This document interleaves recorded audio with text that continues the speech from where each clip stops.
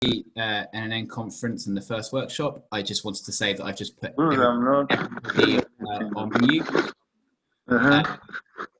everybody on mute. If you could stay. Okay, they have started.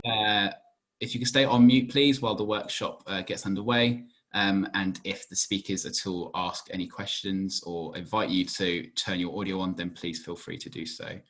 But until then, if you could please keep your cameras off and your audio off. Thank you. I will pass over to Sadie to introduce the workshop. Thank you.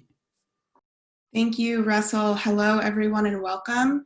My name is Sadie Bazur-Leidy, and I'm a Senior Program Associate with the Carter Center's Mental Health Program. I'll be helping to facilitate today's session, building on the evidence base for addressing the mental health burden of NTDs. I'm sorry, my screen just changed. You'll notice that you've entered the workshop with your cameras off and your audio muted. As Russell just mentioned, please keep your audio muted to help keep background noise to a minimum. If you are invited to speak, please unmute yourself by pressing the microphone button in the bottom left-hand corner, and feel free to switch on your video again by using the button in the left-hand corner as well. If you wish to interact at all during the session, for example, to ask a question, please use the chat facility on the virtual meeting platform. You will find this by going to the Agenda tab in the virtual platform and clicking on your session, which you should have already accessed to reach this workshop. Hopefully you will have seen an email sent out on Monday detailing how to communicate during workshops with the chat facility if you are operating on one screen, so you can view both the chat and the presentation simultaneously. Please email the MYT team admin@nnnevents.com if you are having difficulties using the chat facility, and they will be able to help you. The MYT team are here to help with any technical difficulties. Please use the chat facility on the virtual meeting platform to ask any technical questions, or email them at admin@nnnevents.com, where the MYT team will reply to you immediately. Without further ado, please allow me to introduce Dr. David Addis, who is the Director of the Focus Area for Compassion and Ethics at the Task Force for Global Health. Thank you very much, Sadie, and I'd like to welcome all of you to our session on building an evidence base for addressing the mental health burden of NTDs. I'm delighted to introduce this session at the NNN, where the cross-cutting group on disease management, disability, and inclusion, or DMDI, has played such a pioneering role in highlighting and addressing the mental health needs of persons with NTDs. I have the next slide, please, Sadie. Our session today is organized into two parts. First, we will hear examples of integrated NTD mental health programs affiliated with the Carter Center in 3 countries: Ethiopia, Nigeria, and Haiti, and these will be presented by Dr. Ismail Ali in Ethiopia, John Umaru in Nigeria, and Dr. Luxen Desir and Martha Desir in Haiti. After a few minutes for questions and discussion, we will continue with the second part of our meeting, a panel discussion from program directors at the Carter Center, Dr. Eve Bird in the Mental Health Program, Kelly Callahan in the Trachoma Program, Greg Noland in the LF Onco and Schistosomiasis programs. Next slide, please. To open the session, I'd like to offer a few reflections on our topic. NTDs and mental health both play a prominent role in the SDGs, particularly SDG 3, the on health and well-being. Next slide. Now, a common feature that I'd like to emphasize between NTDs and poor mental health is that of suffering. And I'd like to share these 3 quotes that have meant something to me. The first quote, scholar John Powell reminds us that suffering is a central concern of social justice.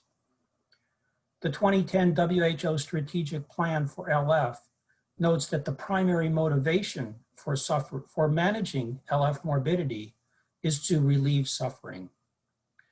And then Eric Cassell reminds us that suffering is distinct from physical symptoms, although the symptoms may be at the source of the suffering.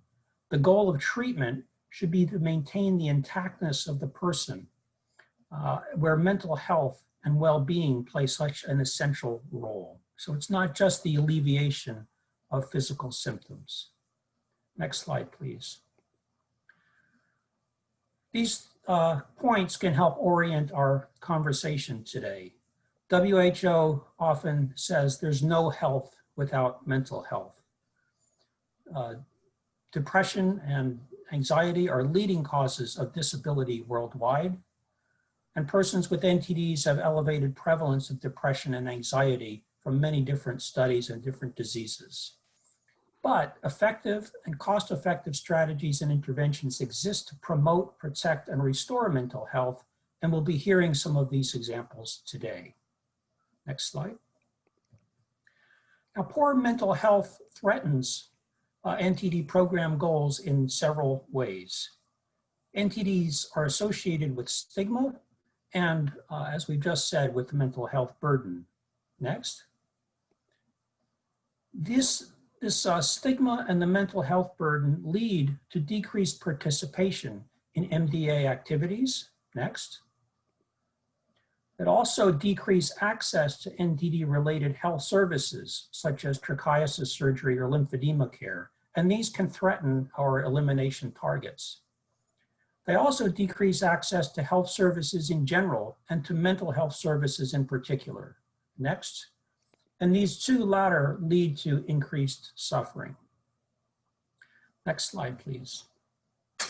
With that brief introduction, I'd like to turn it over to the next part of our session, and I would invite Dr. Ismail Ali to give his presentation. Thank you very much.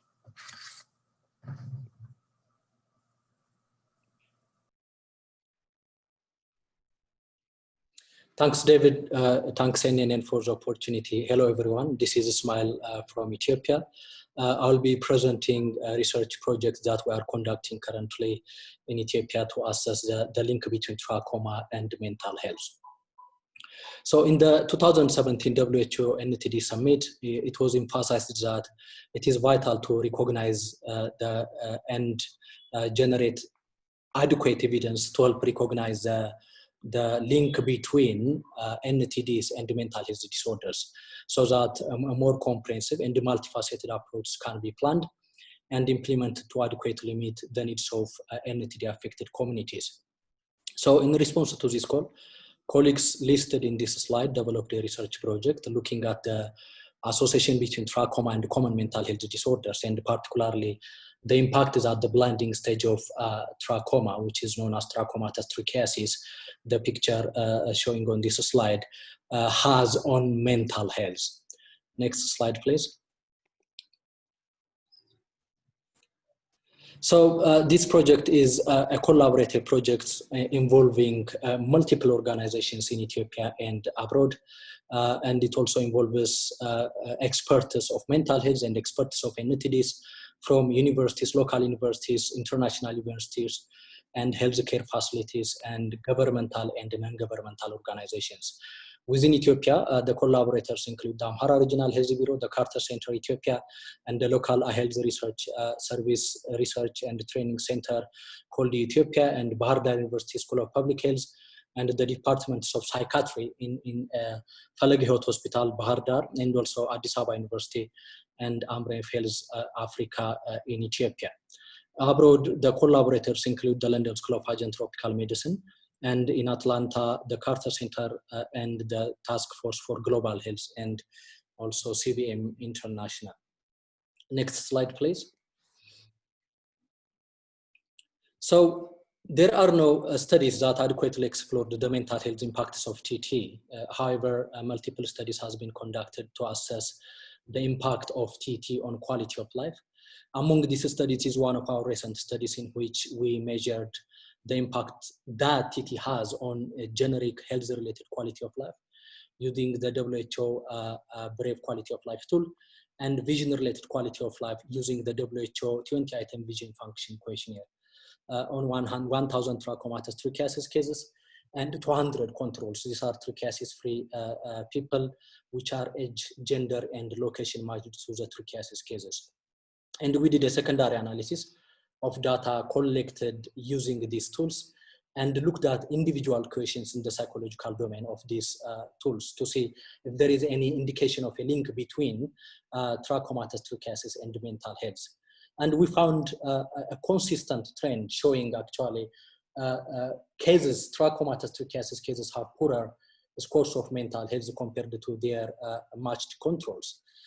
For example, under the psychological domain of the WHO BRAVE tool, there is a question asking how often do you have negative feelings, such as blue mood, despair, anxiety, or depression? And for this question, 28% of the trichiasis cases responded quite often, very often, or always, compared to only 3% of the controls.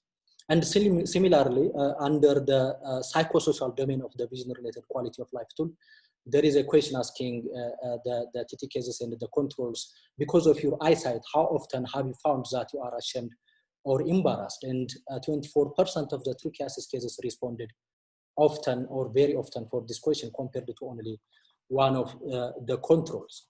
So we fully recognize that these tools are neither specifically designed to evaluate mental health issues or nor to be analyzed in this way. But still, this data from these tools helped us to conceptualize the study and also to frame the hypothesis that TT actually may lead to mental health disorders, and that further studies are required to explore this in detail. Next study, please. Next slide, please. Yeah, so lots of other assumptions or even data can be drawn to support this hypothesis. For instance, trachomatous trichiasis leads to chronic physical suffering due to the stabbing pain, chronic stabbing pain from the trichiatic eyelashes constantly rubbing the cornea. And chronic physical suffering is also known to be linked with mental health disorders. It leads to mental health disorders. And trachomatous trichiasis also leads to disability. There is actually a proper evidence, adequate evidence that shows it limits ability to engage in productive, social, and personal activities. And disability is also a very well-known risk factor for mental health disorders. And actually, there is a bidirectional association between mental health disorders and disability, one leading to the other. Poverty is also another mediator involving both conditions. Trachoma generally affects the poorest of the poor, while also mental health disorders are common in people with lower socioeconomic status. And poverty probably plays a causal and also consequence. It can be a cause and consequence for both trachoma and mental health disorders. And another thing that may link these two conditions is both of them affect more women than men.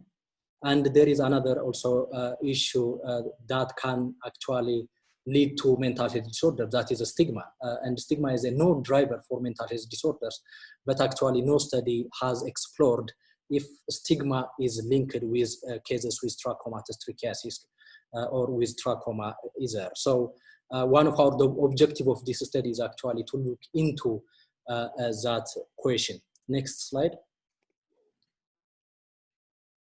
So this project has two study components. In study one, we'll be validating the Amharic versions of stigma and the suicidal behavior measurement scales.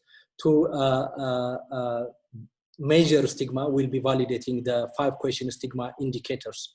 And these tools have been previously validated to be used to measure stigma in people affected with NTDs and the community stigma towards people with NTDs, and also to measure suicidality behavior, past, present, and future suicidality behavior.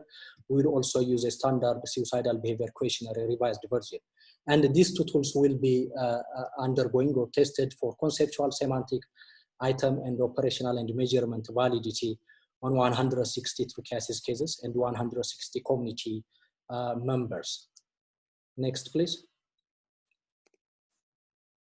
This study is currently being conducted in Ethiopia. That means study one is being conducted in Ethiopia, and we have been finalizing actually the semantic validity, and we did the forward translation, back translation, and the expert also review So we have now a final version that is going to be tested for field, that is ready for field testing in the near future. But the progress has been slowed down due to the COVID situation. We are not able to conduct any field work. The second study is looking at the comparative cross-sectional study, looking at the association between TT and the mental health disorder, and mainly on depression, generalized anxiety disorder, and the suicidal behavior. And we'll also be collecting data on potential main drivers of mental health disorders in trachoma trichiasis patients, including pain, disability, poverty, and stigma. This study is planned to be conducted in Ethiopia, in Amhara region and Benishangul Gumuz regions, and will be recruiting or enrolling 350 TT cases with vision-threatening trachoma trichiasis and also comparison controls. Next, please. So we anticipate that this study will have a huge significance, and particularly if it shows any link between trachoma and mental health disorder. It will help, the data that will be generated from this study will help to provide a holistic data and shows a holistic need of trachoma affected communities generally. And it will help also to generate and provide evidence to support for mental health and NTD service integration at primary health care level, and also to encourage allocation of resources for comprehensive services for NTDs and common mental health disorders. And also, more importantly, the data generated from this study may help to adequately measure and incorporate the impact of comorbidity on global burden of disease. Next, please. So finally, I would like to thank and acknowledge our generous sponsors, funders, the NTD Support Center at the Task Force for Global Health. Thank you.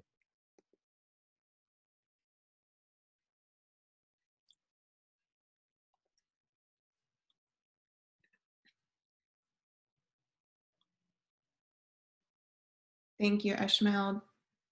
John? Have you managed to connect, John?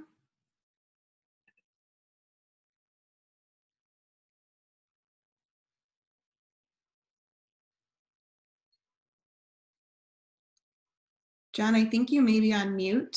If you could unmute yourself.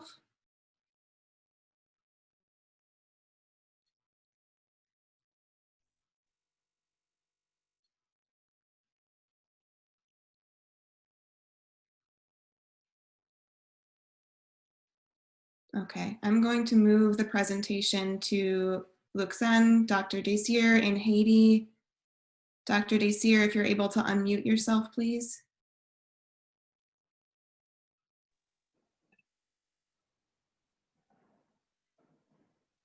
Thank you.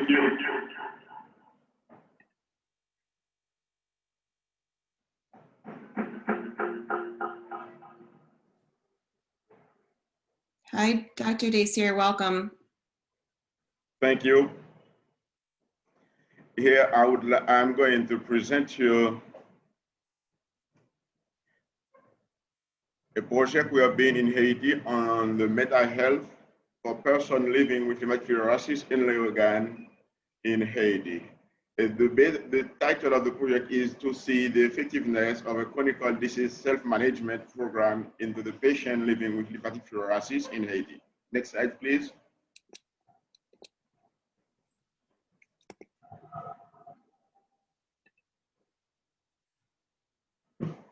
First of all, I would like to give you an overview of the lymphatic filariasis program in Haiti. Next. I would like first of all to present you Haiti. Haiti is located in the Caribbean. As you can see, Haiti is green with Dominican Republic and Cuba in the Caribbean. Haiti is one of the 4 countries where lymphatic filariasis is still endemic, where it can get transmission with the Dominican Republic, Guyana, and Brazil. In Haiti, we do have a total population of 11 million people, and we are in the tropical climate. And the country is divided into 10 departments. We have 140 communes, what we call cities, and also we have 517 rural sections. Next, please. Now, what is health? For some people, health is absence of diseases or infirmity. But we know that health is not only absence of disease or infirmity, it's also, next, it's also a mental well-being, physical well-being, and social well-being. Keep in mind that side.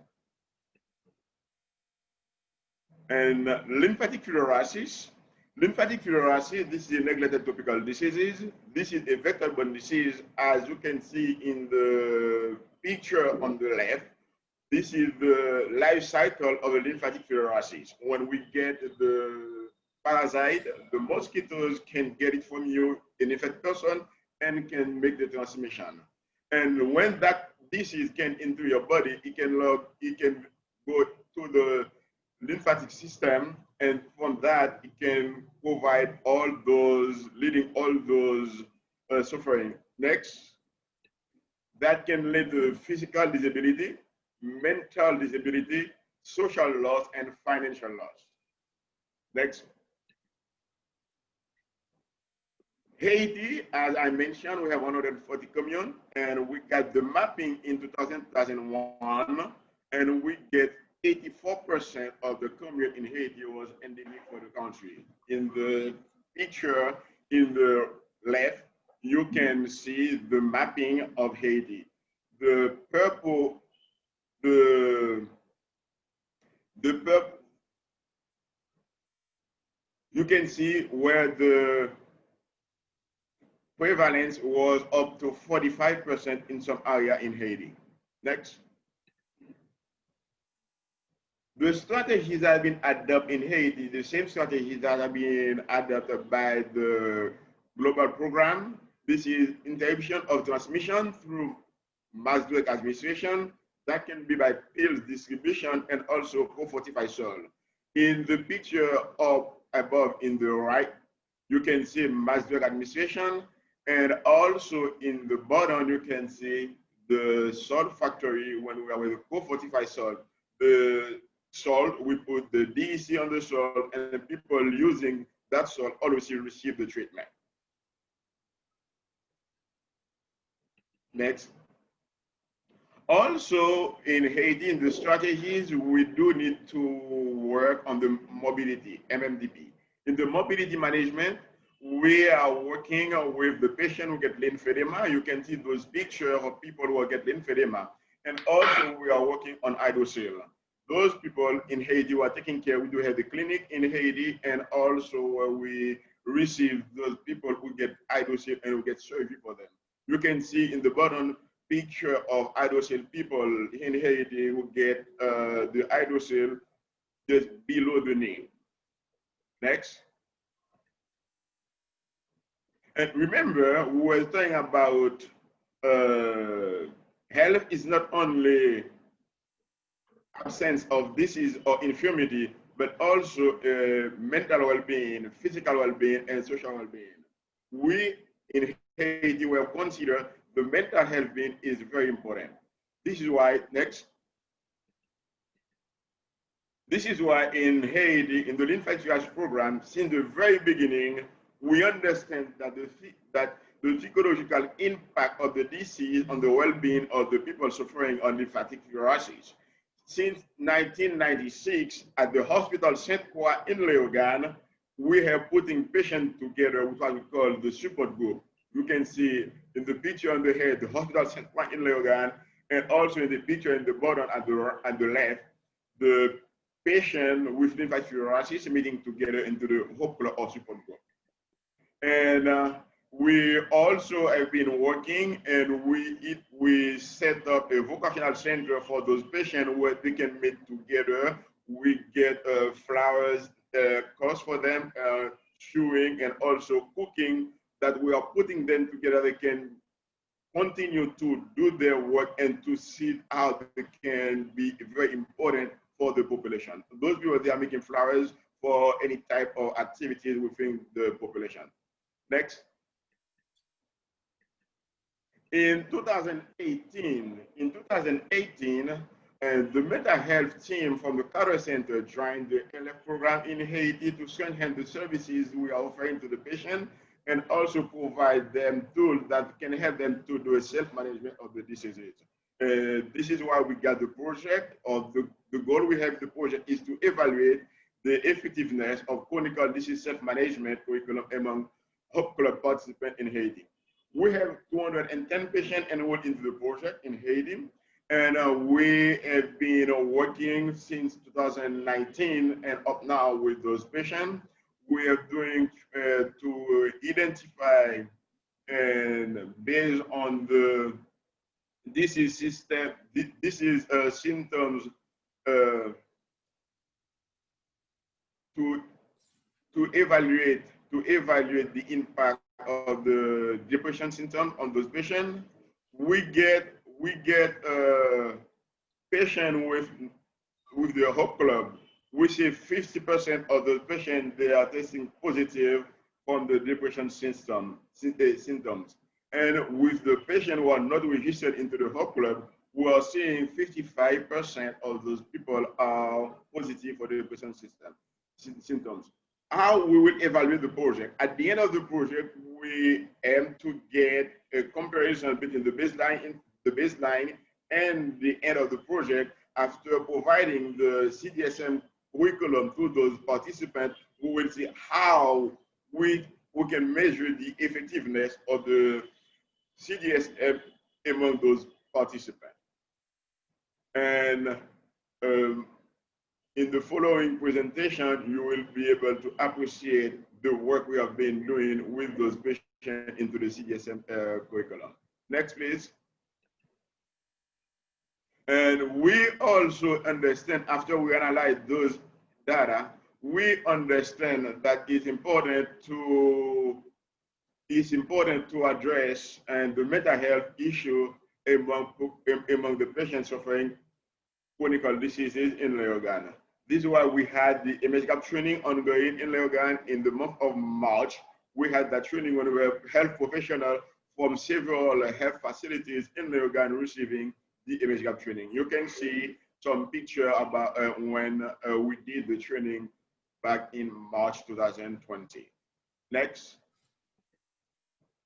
So we are very pleased to our sponsors and partners to the program, to the head of program in Haiti, and mostly to the Neglected Tropical Disease Support Center, who support us in the project we are having right now in Haiti. Thank you.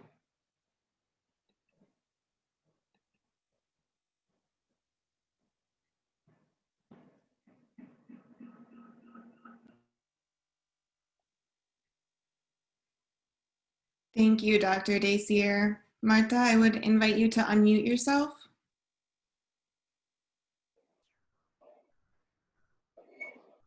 Okay, thank you.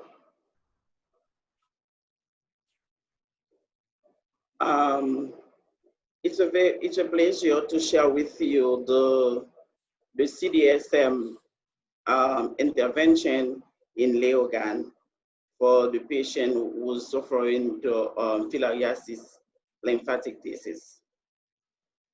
Next, please. This is the plan of the presentation. We're gonna see the study setting. We're gonna see the tools of CDSM, the training for animatrices in Arm 1, training for patients in Arm 1, training for animatrices in Arm 2, and training for patients in Arm 2. Next, please. As you can see on that picture, so we are in Haiti, where in 2000, the lymphatic was endemic, and in 84% of the nation, of the population. So it's very important to have care for those patients. So if you can see at the left, in the left picture, we are in Leogane. We are at Hospital Saint Croix, the only facility who provide comprehensive care for filariasis patients in Haiti, the only facility. Next slide, please. Why the CDMS? CDMS is the chronic disease self-management. So filariasis has high blood pressure, asthma, diabetes is also a chronic disease. So filariasis, lymphatic filariasis is affecting the patient for the rest of their life. So that's why the patient who suffer with filariasis lymphatic need to know how to manage themselves. As you can see at those, in the left on those pictures, those patients need care for their life, so they're supposed to know how to manage themselves. Next slide, please. This is the clinic where we are giving care to the patient in Leogane at Hospital Saint Croix. As I mentioned in the previous slide, this facility is the only we have in Leogane for the whole of the country. Remember that in the first presentation, you know that the country is a country with 10 departments with 146 commune. So we have only this facility for patient LF. So LF does not have lymphatic filariasis does not affect patient just only physical. There are a lot of issues, mental issues also, like stigmatization, depression, and anxiety. Next, please. So because there's a lot of mental issues, we should supposed to have something to help the patient mentally. That's why we have Hope Club, who are those activities. Hope Club, mini Hopes Club, and Home Visit. There's this picture in the white show a Hope Club patient at the hospital. Is the way the 200 patients, 200 to 300 patients we are working in Leogane. They are meeting together. We're gonna explain you that. Just keep that slide in mind. We're gonna back to explain every component on later. So next. In Leogane, we have 10 group patients of 20 to 30 patients. Those patients are meeting once a month in the field for each group. That's we call mini Hope Club patients. So they are meeting in their community only once per month. So also we have the Hope Club meeting. It's a big meeting for all of the patients we are working in the area to meet together every 3 months to share experience, to share happiness, to share everything together that's help with the mental issues. So also for the chronic disease self-management implementation, we are using those groups we already have for the patient. So we divide those groups and the 10 groups in arm 1 and 5 groups and the other 5 in arm 2. Next slide, please. What is the tools of CDMS, the component of? So for the CDMS, we have my body connection. We teach patients how to use the mind to help with the body. There's also how to teach them how to make action plan, problem solving, how also they learn how to manage their pain, to do some exercise. So this is a kind of component we have in the CDMS or the chronic disease self-management. Next slide, please. Also, we teach them about healthy eating, how they can eat to help them with their situation, the skills in communication, how they can deal with the depression, because it's a common symptom to a patient with lymphatic filariasis, how to deal with difficult emotion, because there are a lot of difficult emotion because the physical appearance is really changed, so they give them some difficult emotion, how to deal with. Most likely they are untrained how to use medication. So they're supposed to have to be in contact with healthcare provider. So how that's supposed to be happen. So it's those tools we teach in CDSM. Next slide, please.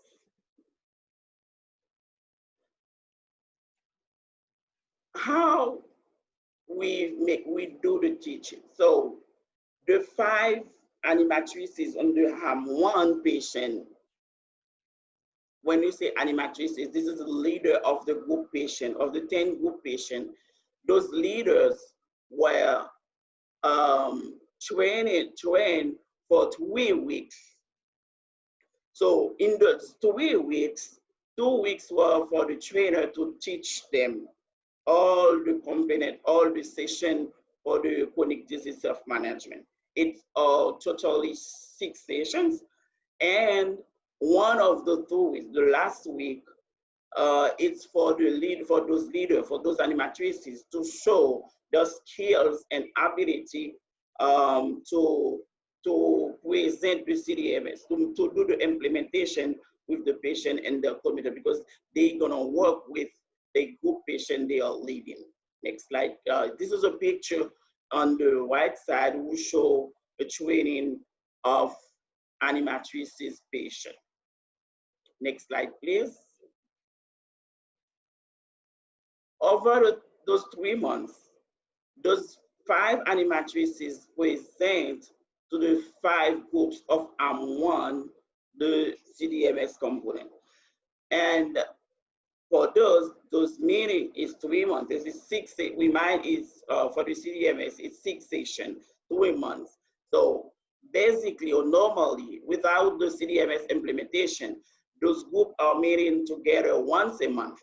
But for the CDMS, they are meeting twice a month. That gives 6 weeks of application of implementation of the chronic disease self-management meeting. So because we teach 1 session weekly, it was for, that's already happened for the HAM1 patient. Next slide, please. In August 2020, the animatrices in the AM2 were trained as the AM1 for 3 weeks.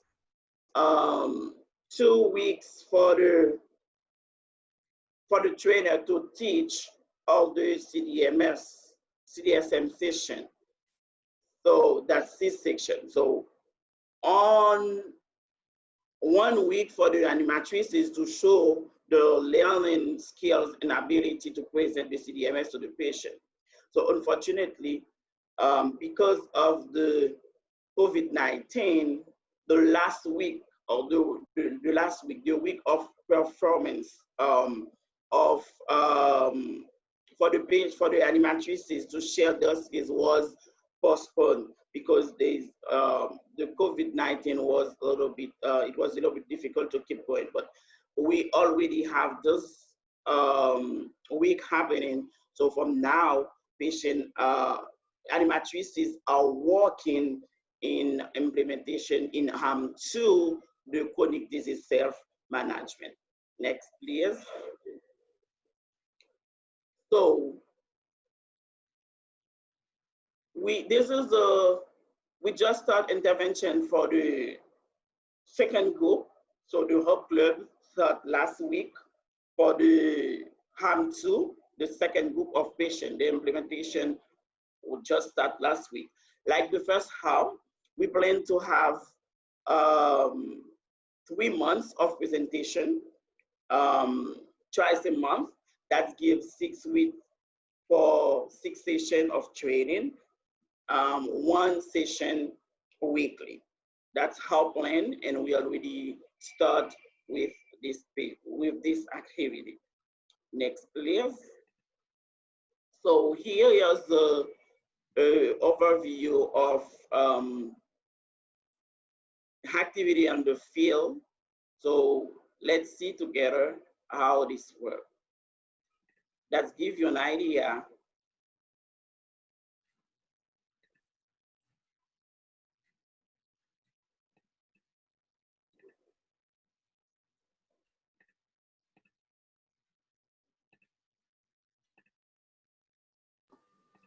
I think we've lost the presentation there. Yeah, brilliant.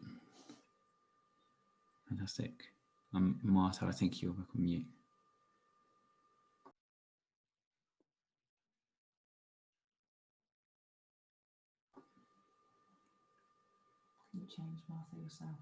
Sadie, we can't hear any audio coming from the video. It might be that if you stop sharing a second, and if you go to reshare, and before you click on the video you want to share, if you make sure the 2 buttons at the bottom are ticked. I believe they say share computer sound and optimize screen sharing. And that so does a minute, please. There's no sound, says action to show how or what patient is doing at the Hope Club, at the mini Hope Club in their facility, in their field. We don't have too much sound on this. Okay, no worries. Okay.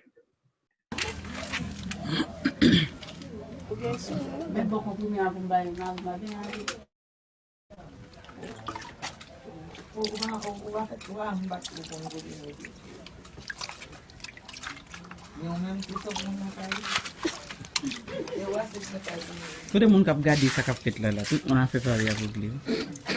Et vous allez m'avancer un petit peu. Oh, ça c'est le temps.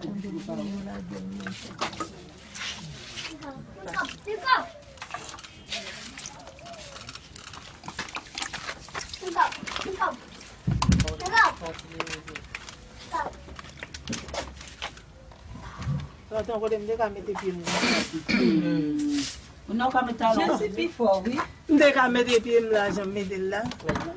Même tellement que bon Dieu me fait relation moi puis Maria Bonnet, ça fait tout ouais puis et pas tout homme tout ouais des films. D'abord tous les 2 pieds, on peut maganer parce que tout est infecté. On y a mettre un petit coton. Pour qui raison vous bailler lui? Non. Non, faut nous va mettre un petit coton dans chaque fois de orteil. Est-ce que nous va dire pour qui ça m'a mettre petit coton dans fois de orteil là? Pour de l'eau. Pour de l'eau à faire qui ça? Pour le dormir dans fois de orteil là. On l'autre monde. On va mettre ça pour faire camper. Parlez nous Annette, parlez plus fort. Pour faire maganer la camper là dans bien. Bravo Annette. Nous tendez pour qui ça me mettre petit coton pour faire maganer là capable entrer puis bien dans fois de orteil.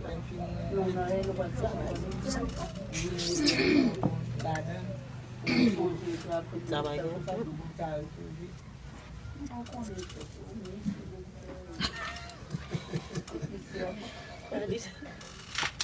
Ça bien là, même comme on a pu on monte le clean. On va pas avoir ça tout.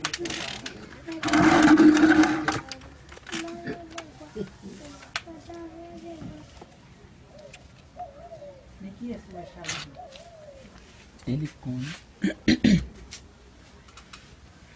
Mwen ve ka ou moun mwen la meto pe magana m telman sezi mwen pou le pied. Ouh, chien pour touche.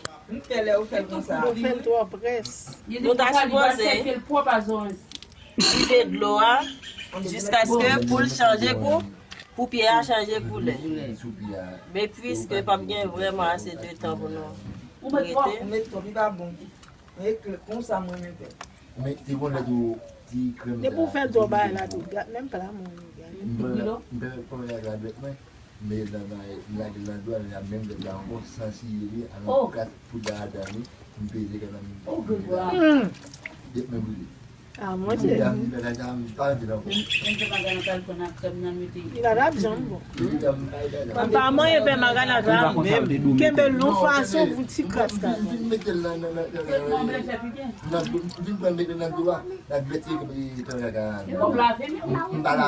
Kon pa bliye conseil de produit, c'est yo gen ba chimique là dans l'eau mélanger ou le fait du feu.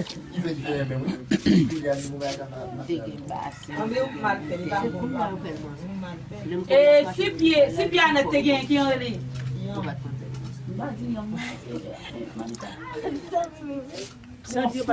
Comment t'as fait? Non, le conduit, je ne dis pas faire le presse. Non, l'homme de la pied.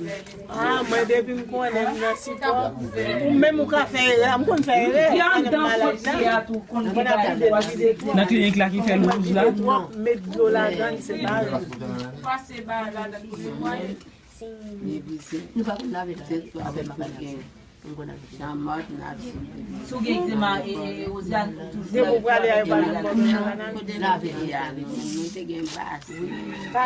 Pas vraiment pour un pile temps non pour faire maganat là mais nous avons fait là quand nous avons plus de temps nous avons fait jusqu'à ce que pour pied on tient changer coup on y a séché pied pour mal faire utilisation très bien.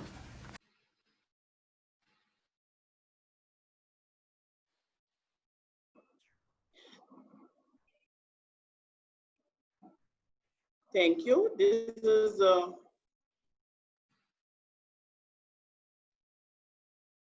thank you. This is a view of care for the patient in the community. This is a hygiene care that prevent the fungus infection and prevent also to have a acute attack was really hard for the patient.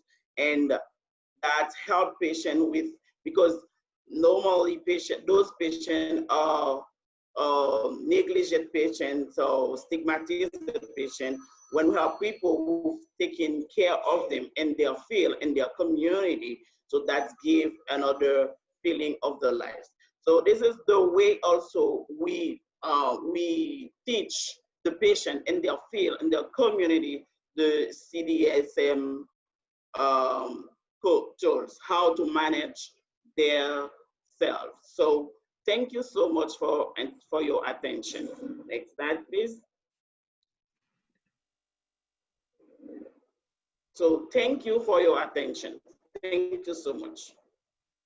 Thank you so much, Martha. At this time, I would again invite John to unmute if he has been able to connect.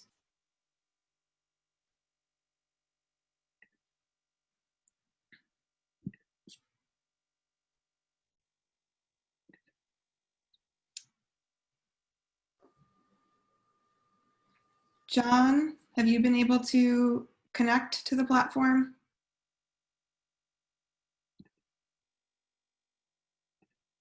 Okay, I think that we don't have John. He has given me permission to present his slides. So I will do a brief presentation in John's place.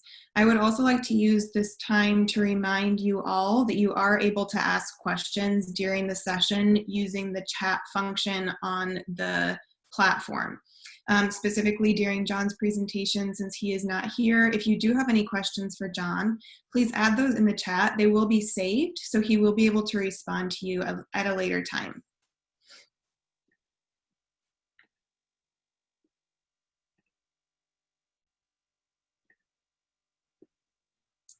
So John would be presenting to us today on approaches taken to assess and address mental health and psychosocial well-being using existing NTD care structures in Plateau and Nasarawa states in Nigeria. We're focusing currently on 2 states, plus Plateau and Nasarawa in central Nigeria.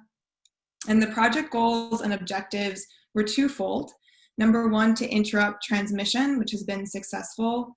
And number 2, to focus on morbidity management, which is ongoing. The timeline for this work has been since 1999. It began with a collection of hydrocele baseline data during lymphatic filariasis mapping and continued to a focus on hydrocele repair surgeries. Finally, hope group clubs were established, similar to what Marta just described, and then baseline data collection began to try to assess what kinds of morbidity alleviation programs might be successful. Case searches are ongoing. And you can see on this slide several publications that have come out of this work if you're interested to learn more about what has already been published. The activities for the current project include a situational analysis, the establishment of hope groups, which have been discussed, again, self-help groups for persons who have lymphatic filariasis that are established within their communities, the training of designated health workers, and then also a referral system for complicated hydrocele surgery cases and further lymphedema management. You see on this slide a flow chart showing the process for assessment of suspected and also management of LF manifestations. And again, a publication here on emotional difficulties and experiences of stigma among persons with LF in Plateau state specifically. Of note, the prevalent community perception of LF was the belief that it was a spiritual problem. Emotional reactions, including feelings of sadness, hopelessness, anger, frustration, worry, and also suicidal ideation. These experiences, including those of stigma, discrimination, and social exclusion, culminated in difficulties with occupational functioning, marital life, and community participation. The results have shown that 19 respondents, approximately 20% of the respondents in the sample, did meet criteria for symptoms of depressive illness using a composite international diagnostic interview, CIDI, with the severity of depression being mild, moderate, and severe. Again, a focus on community perceptions and beliefs around the manifestations of LF, which are integral to the work of mental health care when we're talking about neglected tropical diseases. There were significant community perceptions that LF was a spiritual illness, that there was no treatment available in communities. The words strange and scary were used to describe LF. It was seen as something that was dirty and undesirable, and also viewed as contagious. Further stigma and discrimination of persons affected included insults, disdainful stares, discrimination, self-withdrawal, and social exclusion. A couple of examples of the emotional consequences of stigma felt by persons who have LF included the sentiment, "It makes me angry," and "I prayed to God to just take my life." There were also noted significant impacts of LF on work, family life, and interpersonal relationships, including the inability to obtain and maintain marital life, the vicious cycle of poverty, which made it very hard to self-sustain and depend on family, and the inability to obtain gainful employment or to perform optimally at work or school. Briefly to discuss the management of mental health with persons living with lymphatic filariasis in Nigeria, there was the establishment of hope groups similar to those described in Haiti, support groups for persons living with LF, led by a person who is also someone who has lymphatic filariasis, so a peer. Health education is provided to address the common triggers of negative emotional experience and emphasize coping mechanisms such as action planning. Here you can see a map of Plateau and Nasarawa states showing the morbidity management centers. New centers are designated in blue.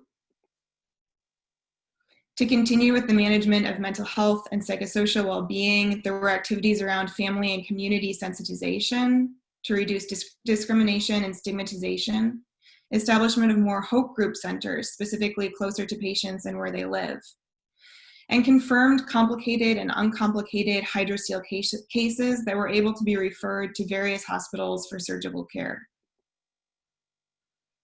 This is one patient, Hamisu, and his Hope Group, and photos representing family support and self-management. The top photo on this slide shows former retired Ambassador Marianne Peters, who's the former CEO of the Carter Center, working with Hope Club participants. And then Dr. Cinco and Richards, also from the Carter Center, interacting with members of Hope Clubs in Nigeria. This photo shows President Carter interacting with LF patients. And finally, we would like to thank the following partners and sponsors. Thank you all. Again, as a note, any questions related to that content and any of the presentations that we've heard so far, we would invite you to leave in the chat function of the platform. My colleague Sion will now be moderating a brief Q&A session with our presenters.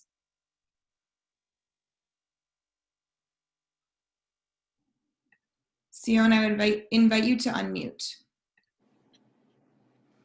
Thank you, Sadie. Thank you for your presentation. As Sadie said, please put your questions in the chat function of the virtual meeting platform. I will start with a general question for the presenters. Can the presenters talk a little bit about how the work had to adapt due to the impacts of the pandemic?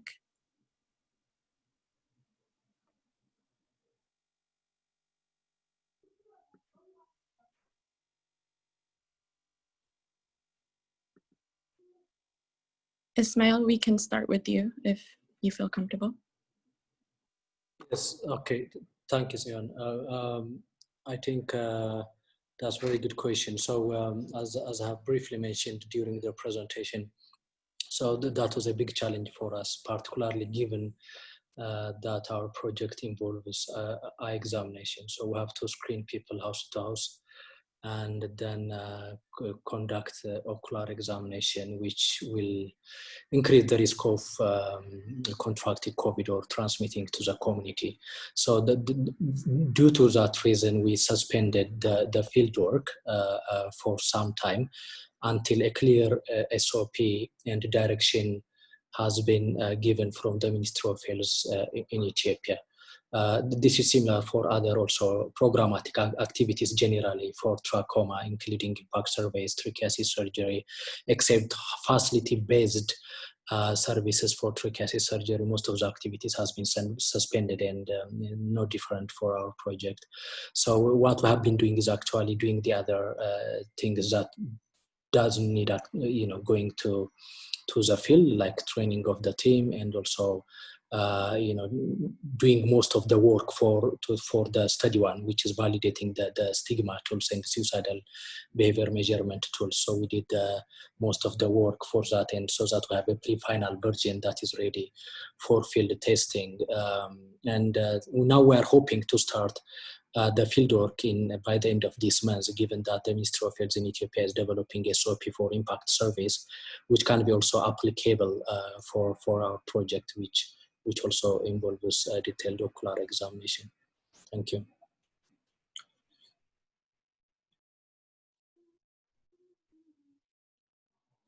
Thank you, Ismail. If Dr. Desir and Martha would like to answer that question, I'd like to invite you. Yes. And thank you, it's a good question. As you know, the pandemic has been changing the normal life of everyone globally.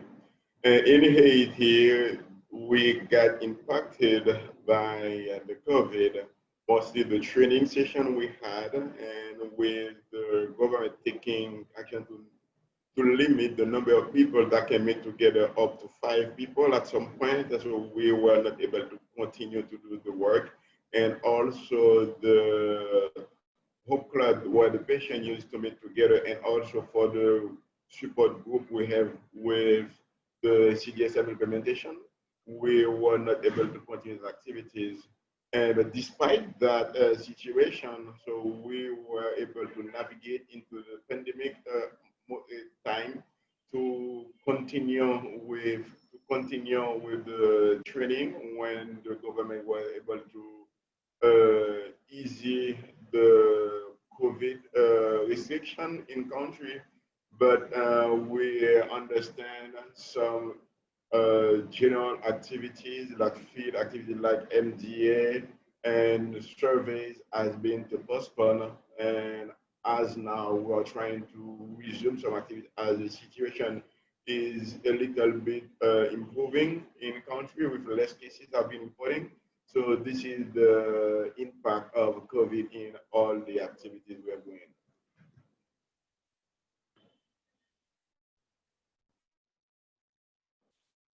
Okay, thank you for the questions. So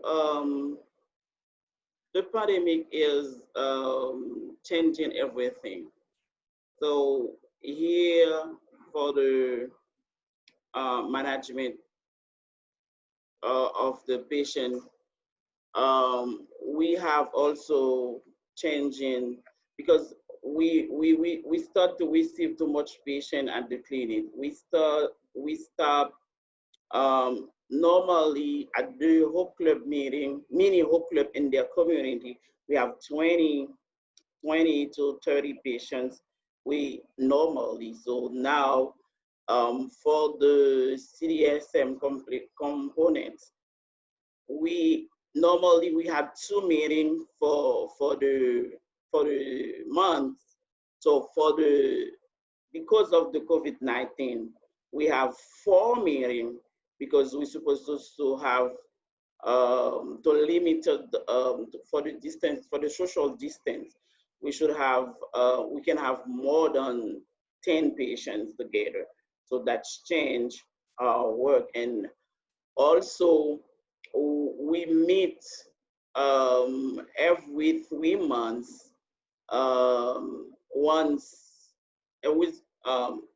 We meet every 3 months with the 200 patients, 200 to 250 patients we have together for the big Hope Club meeting. Since the pandemic, we cannot do this anymore. So it is the COVID or the pandemic is affected our work. So, but we try to find a way to deal, because even though with the pandemic, the patients still need care.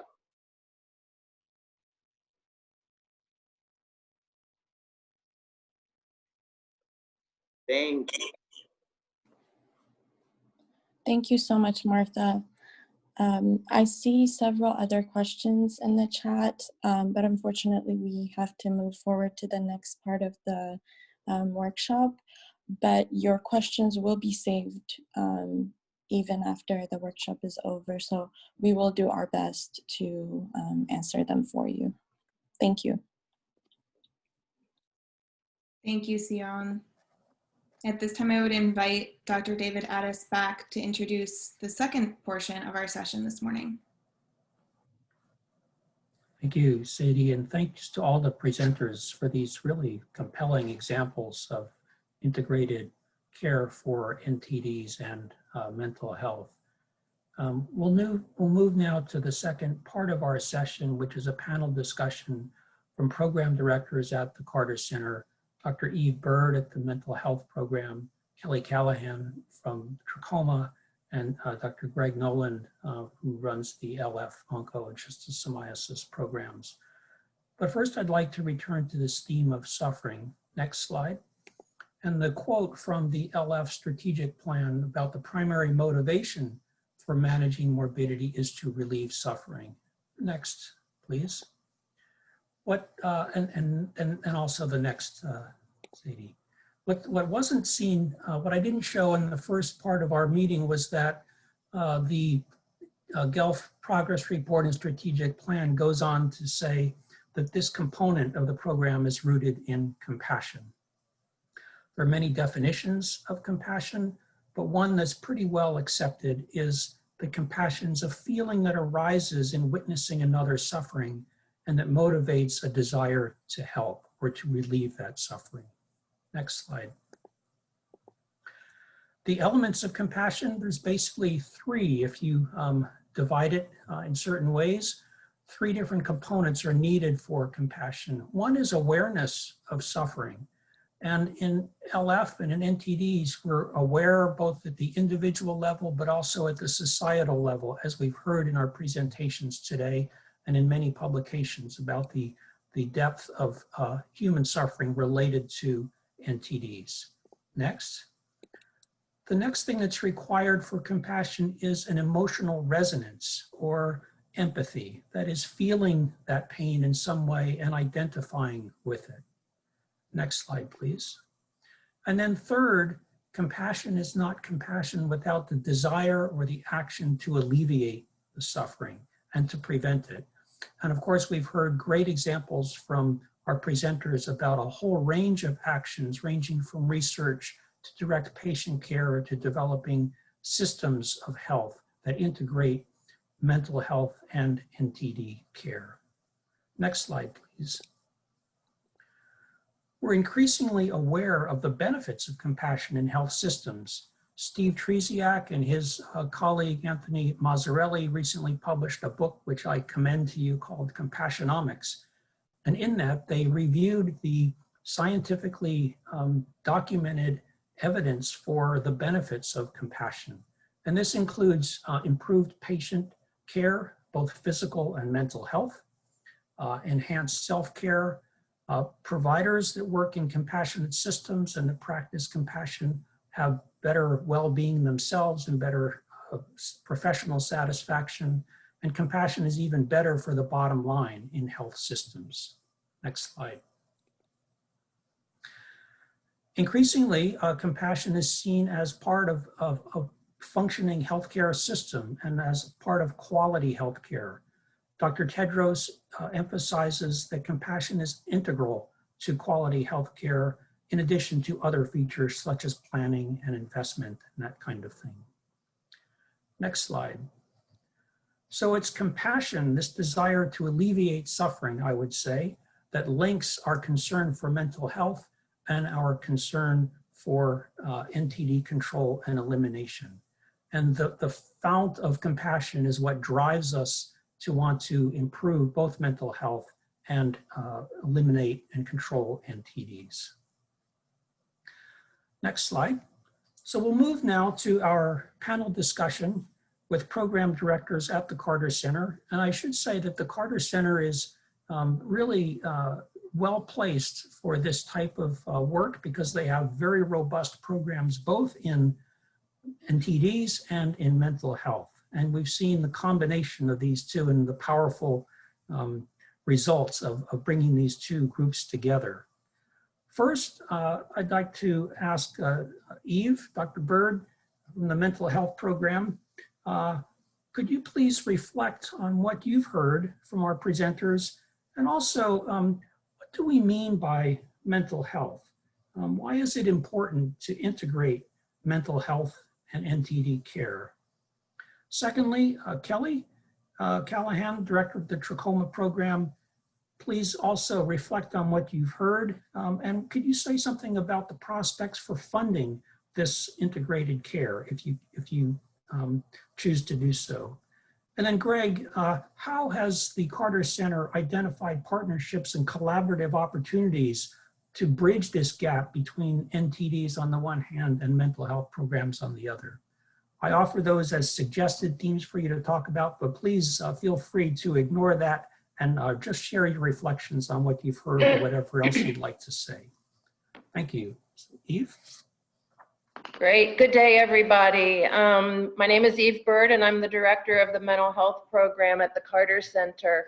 And as a fairly newcomer to the NNN, I want to thank the DMDI working group for their compassion and really persistence and recognition of the importance of addressing not only the physical suffering, but also the emotional pain and suffering of persons with NTDs.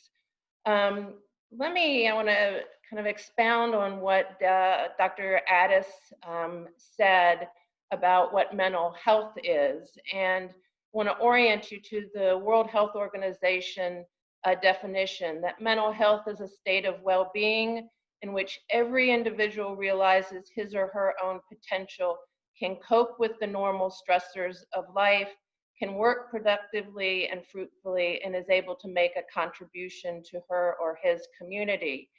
And I want to make the point that this can be done by persons with NTDs. It can be, mental health can be achieved, as well as persons with serious and persistent mental illness who may have chronic diagnoses. However, they too, even in spite of the chronic physical illness or the chronic mental illness, can achieve mental health with the correct supports and services. As we pointed out in our intervention in Haiti, the importance of recognizing stressors and the cause of those stressors, and teaching persons to be aware of their signs and symptoms that are a result of those stressors. Teaching folks how to sleep and sleep hygiene, relaxation, problem solving, behavioral activation, or incorporating joyful and pleasant activities in their day-to-day in spite of the challenges that they face, and how to empower them in participation of their care are all really very important issues to address. Really to prevent and to early intervene, but as I mentioned, is also important for persons with chronic illness. I often say the best mental health supports and services are integrated as a part of other health concerns and priorities for any nation. So really by integrating the mental health care with our NTD colleagues, we're targeting a population who are at very high risk because of their chronic illness and chronic stressors for mental illness or signs and symptoms of mental illness. I'll stop there.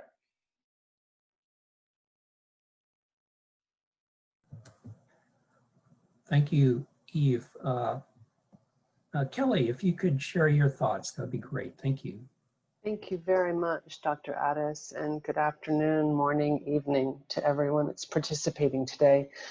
Thank you to each of the presenters. I think, first of all, I want to reflect on a few points that were made. I think Dr. Addis aptly describes the link, the compassionate link between mental health and NTDs, and each of the presentations that we heard today show that link. And in the beginning, Dr. Addis also showed us that with decreased access to services, especially preventative services, we have increased suffering. When people are not accessing mass drug administration, when they are not accessing TT surgical services or LF cleaning or hope clubs, that they are having increased suffering. And with that, we see what I like to refer to as circles. So family circles. An individual has increased suffering, and as that individual has increased suffering, so does potentially their spouse, their children, their siblings, and they then form concentric circles. So we see an individual's increased suffering, then having an increased suffering on their family, and then their community, and that then grows. I think the reflections that we heard on Hope Clubs was wonderful. It is, this was born in Nigeria. This came out of specifically needing to identify and work towards hope. Not just, again, for that person, that individual that suffers, but also those concentric circles that we see suffering because of the individual suffering from perhaps LF or TT or another preventable NTD. I think I'd also like to talk a little bit about the font of compassion that Dr. Addis talked about. In doing these particular pieces of research and showing the intersection of mental health and NTDs, hopefully the font will increase. We will see more work. If we can prove and show and work towards mitigating mental health issues in the linkages with preventable diseases, particularly the neglected tropical diseases, that fount of compassion will grow up even greater. So we will have more work done in this area, and then hopefully we will have a greater focus in this area. I was asked to comment on funding. I think it's important that we look at that font of compassion as it relates to these studies and mental health work and NTDs. The more work that is done, the greater increases we can show in access to services, in decreased suffering, the greater the funding prospects will be. We also have to look at the intersection and integration of sustainable development goals, and how Dr. Addis pointed out that in SDG 3, we can show an intersection between mental health and the NTDs and mental health and just basic healthcare. Strengthening that intersection and showing that we can focus on one particular issue, but also have a impact on mental health, have an impact on the concentric circles beyond just the individual and the family, into the community. We will see an increased funding towards mental health and also towards neglected tropical diseases in terms of those that cause morbidity. We need to continue to express this and show that this work has an impact. We need to evaluate and monitor that impact so that we can show that with increased funding, we will have a greater impact on reducing suffering and preventing the neglected tropical diseases, but also possibly on integration of mental health and the NTDs.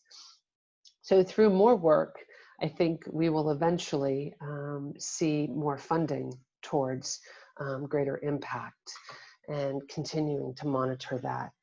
Lastly, I'll just say that it is imperative for all of us that as we're aware of the human suffering and that we are empathetic towards that suffering, we continue to take action to demonstrate as much as we possibly can the impact that our work is having on mental health, on decreased suffering.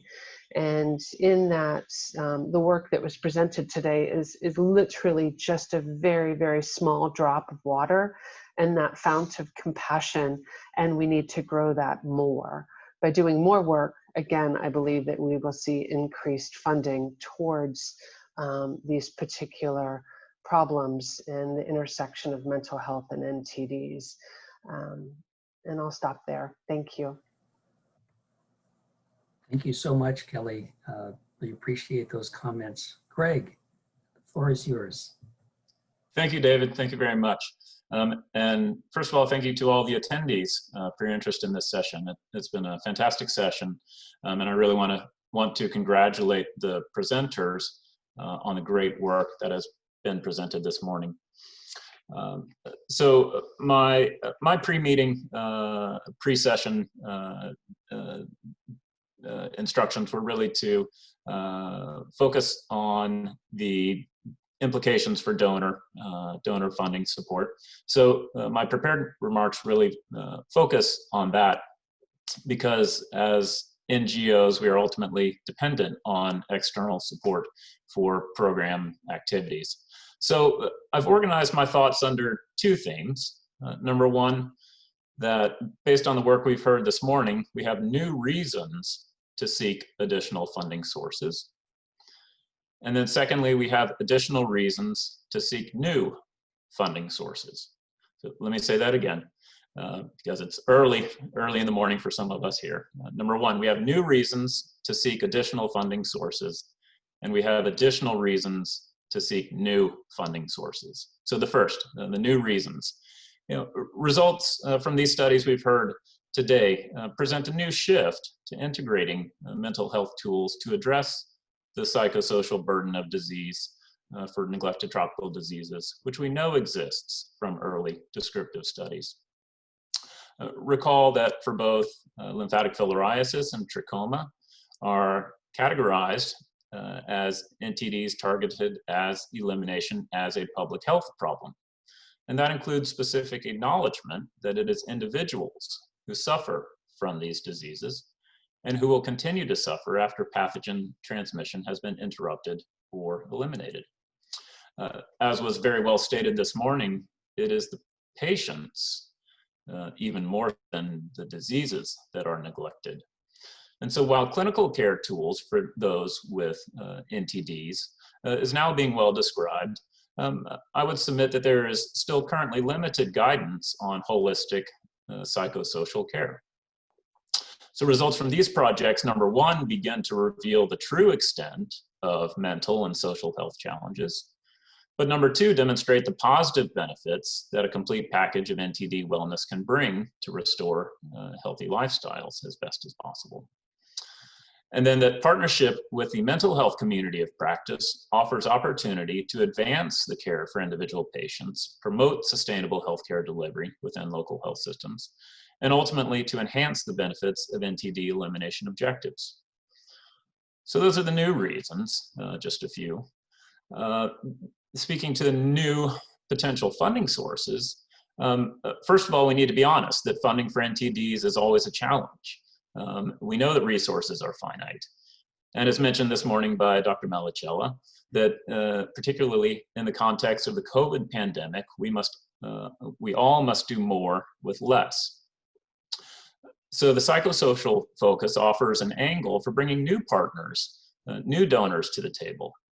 And so here, let me acknowledge the support of the NTD Support Center at the Task Force for Global Health, who supports our work in Haiti and in Ethiopia, but also the Azumi Foundation, who supports the LF morbidity work in Nigeria. As a compassion-based organization, the Azumi Foundation represents a novel donor segment who may be brought to NTD elimination efforts. Those donors are organizations who have a broader human-centric orientation. Likewise, the mental health component is a clear path to engage organizations specifically focused on mental health care. And both of these represent untapped resources to promote synergistic collaboration with existing NTD donors.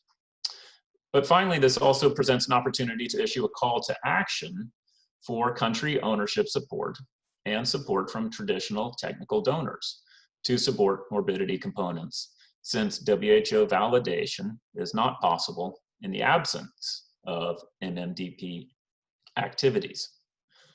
So let me conclude with just two questions, questions that any donor would always ask. Number one, how much is it going to cost? And number two, how long is it going to take? The latter question is harder to answer. We really don't know the durability of psychosocial interventions. And so I would argue that we need follow-up studies to those presented here to evaluate longer-term outcomes of some of these tools. And then to the question of how much is it going to cost? Well, the example shown today suggests that you can achieve significant impact with modest costs. Although going forward, it is in our interest to track costs more closely so that we can make a compelling case for additional donor investment and to fulfill the goal of eliminating these diseases as public health problems. I'll stop there. Thank you.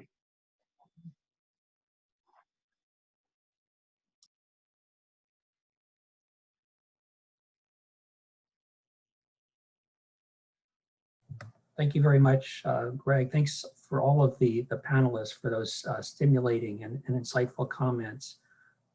Sadie, I'm not able to see the chat function, so I'm not aware of any questions that have come in, but I did see one hand raised. I think it was Ashok Agarwal. And Sadie, I just ask you for some guidance on the questions. Yes, Dr. Addis, please feel free to the person who has their hand raised, which unfortunately I am unable to see, please feel free to call on that person. And then once their question has been responded to, Sion will guide the questions that have come in through the chat function. This is also a reminder that participants are able to submit questions now through the chat function for panelists in addition to presenters. Great. So please go ahead. Yeah, the floor is yours. thank you. Thank you. Actually, my question was to the earlier concluded session, and which was related to the Hope Club. That what are the different activities which are conducted in Hope Club? I also saw Hope Club / self-help group. So now in India, self-help group also gets involved into economic activities, meaning like they do small savings, each of them, and then in the times of need, there is a loan which is given, which is circulated within the group. So is it something similar, the Hope group, or there are some differences? Thank you. Thank you very much for that question. I would invite Dr. Desir or Martha Desir to respond if you're still online, or any of the panelists who are familiar with the Hope Clubs in your areas to please also jump in. Thank you for the question. This is a great question. And the Hope Club in Haiti, when we are putting all those people together, and remember in my presentation when I said the lymphatic filariasis that can lead to physical disability, mental disability, financial loss, and social loss. And the financial loss, we know when those people, they're affected and they are into poverty, they cannot work. And what we have been doing with them in Haiti, in the Hope Club, we are doing having them meeting together, but we also set up a place for them where they can meet and teach them how they can get some economic activities, like making flowers. We are teaching them some cooking, a swing, and now they are doing some economical activities to keep moving with the diseases. So we did incorporate the economic component into the Hope Club activities. Thank you for the question. Thank you. Will any of the panelists have anything to add to Dr. Desir's comment? This is Eve. May I add? Yes, is Eve please. So our notion with the chronic disease self-management curriculum is that it's an evidence-based curriculum for managing chronic illness, and it hadn't been really tested within the NTD population. But we know that this standardized curriculum has shown to decrease symptoms of mental illness, depression, and anxiety with the intervention. We also believed that it could, if in fact it did decrease the symptoms, that it also does increase management of the physical symptoms as well. And we felt that this was, if it proved to be successful, that this is a model of care that could be implemented in all Hope Clubs or peer support clubs, but also something that the primary care health system could incorporate very well, not only with lymphatic filariasis and other NTDs, but other chronic illnesses. Thank you. Are there other questions? We have a compassionate organizers for the meeting, and they've given us an extra 5 minutes to run over. So if there are questions, we can entertain some brief questions and answers. Sorry, I was just going to interject quickly. Thank you, David, for mentioning Please, that. Yes. We do have 10 minutes left, just to let you know, as you've just said. But thank you. Very good. Thank you, Russell. Thank you, Dr. Addis. This is Sion. There are several questions for the presenters, specifically for Martha and Dr. Desir. There were a couple of technical questions around CDSM. So one was if there are any differences between the CDSM intervention in Arm 1 and Arm 2. And the second was if what are the instruments used to assess the impact of CDSM? Thank you, Sion. Dr. Desir or Marco, would you like to respond? And then Eve, you can please feel free to jump in as well. Thank you, Sean, for this question. So yes, there's a difference because it's not this Arm 1 and Arm 2 are different group of patients. Because when I present previously, I said that with the 10 group of patients we have, we divide those 10 groups and two 5 groups. That give Arm 1 and Arm 2. The first difference is it's not the same patient. For the intervention, it's the same session we teach the patient, but it's not the same group of patients. Arm 1 is 5 group of patients. Arm 2 is another 5 group of patients. 5 animatrices of Arm 1 and 5 others animatrices in Arm 2. It's not the same group of patients. So I let the second part of the question to answer by Dr. Desir. Thank you. And thank you for the question. Thank you for the question regarding the specific tools we are using to evaluate, to assess the impact of the CDSM training or CDSM curriculum on Arm 1, Arm 2. Yes, we have been developed some tools and to see the impact. And first, we had at the beginning of the project, we got a baseline information, a baseline data, and using some tools like the depression symptoms, the depression symptoms assessment tools, and we also get the MSPPS tools. We also the PHQ-9 tools that have been developed for mental health activities. So we did an assessment at the very beginning as a baseline, and we have twisted to evaluate the process. At the middle point, right after the CDSM was implemented with the group, we will conduct the midpoint evaluation, and also at the end of the project, we will conduct the same surveys to make evaluation, and we will compare and measure the impact or the effectiveness of the CDSM component, CDSM curriculum within the patient. This is how we intend to evaluate the impact of these activities on the patient. Thank you, Dr. Desir. Any other comments from the panelists on this issue?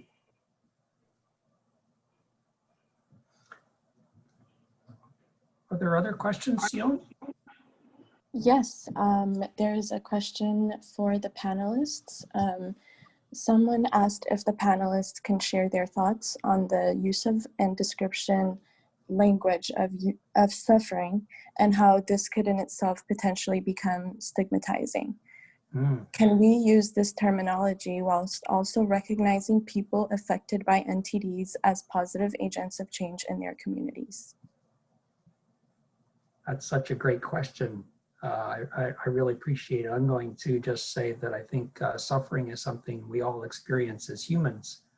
And one of the challenges of compassion is that it often masquerades as pity or condescension rather than a sense of solidarity. And it's a great question and cuts to the heart of some of our challenges in both addressing suffering and our over-identification as alleviators of suffering. But I'd love to hear from the other panelists on this.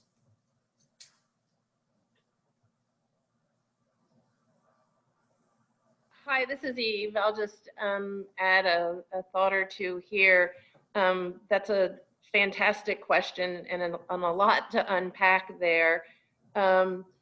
One of the things we need to be careful of, and I come from the mental health field, not the NTD field, but mental health field, is when we look at stigma, and stigma is increasingly, and that term is increasingly not used, because there are some people that in fact believe that the use of stigma and the talking about stigma related to an illness further stigmatizes individuals, or actually contributes to what we often call self-stigma, or the self-inflicted or internalization of stigma, which is shown to be the most difficult stigma to eliminate. We're actually making some progress in the mental health field in the some populations' view. We have a long way to go, but in some populations, decreased population stigma against persons with mental illness, and but still the stigma that's most difficult to eliminate is that of self-stigma. We certainly don't want to go down that path in the NTD world as well. So just some thoughts there. Thank you. Eve. Kelly, did you want to say something?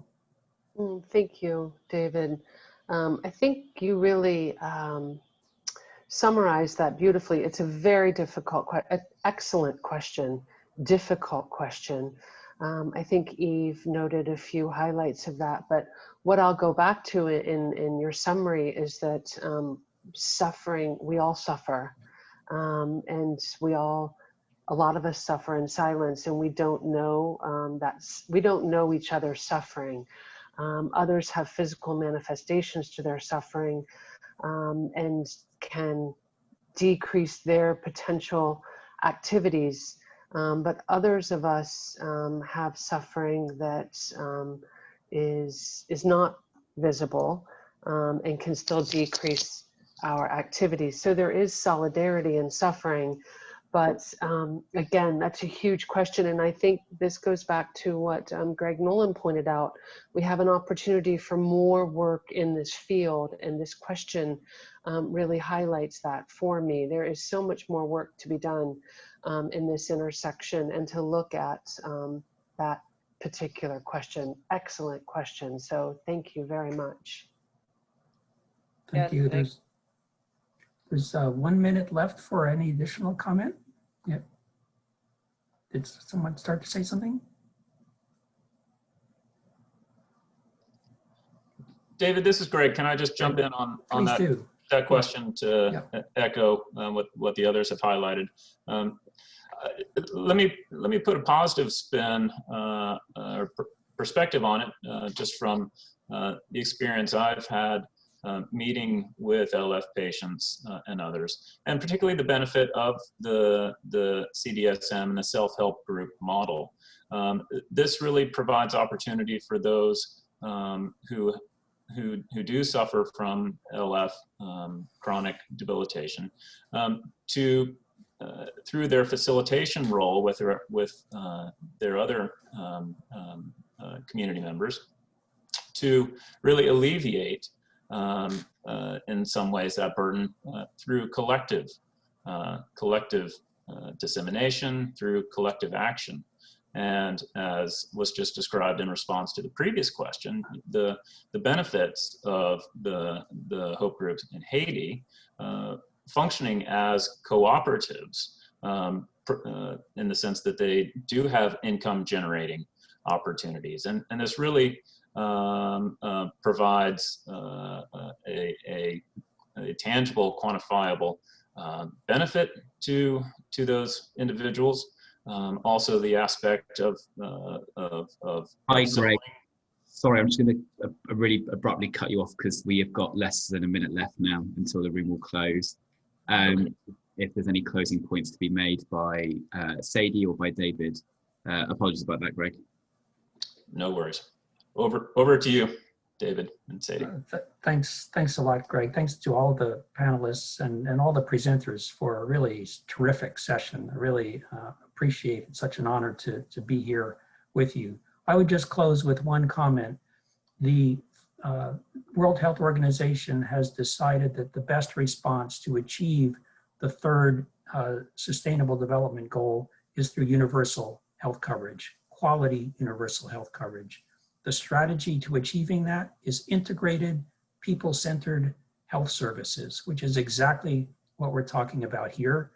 I just think the examples that have been shown today really are truly in the spirit of that universal health coverage and the people-centered integrated care that is at the foundation of WHO's strategy to achieve SDG 3. So I think those of us in mental health and NTDs can give ourselves a little bit of a congratulations for being in the forefront of this effort and encourage us to continue to stay in the forefront and develop this field further. Thanks to all of you for a terrific session. We look forward to joining the rest of the participants in the remainder of the NNN meeting this year. Thank you so much.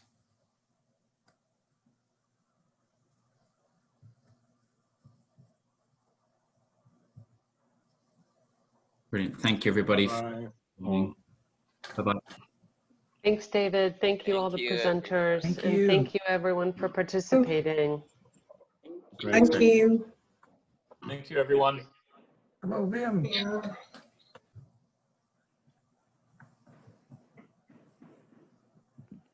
Good job, David.